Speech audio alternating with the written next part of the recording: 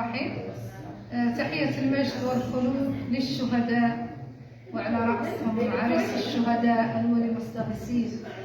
نحن اليوم كجميع الصحراويين والصحراويات اللي مشاو للنداء اللي نادوا الشعب الصحراوي كامل ونادات له فعاليات الانتفاضة في مدينة العيون المحتلة، واللي كان تزامنا مع زيارة المبعوث للأمم المتحدة السيد مستورة.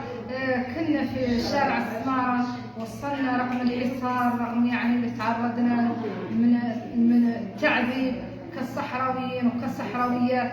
تعرضنا للانتهاكات الجسيمة، للضرب، للتعذيب، الألفاظ الحاطة من الكرامة اللي وقفت الحمى نتيجة هذا التعذيب اللي طايب جدي من قريس ومن الصفيق ومن الصفقة على الرأس.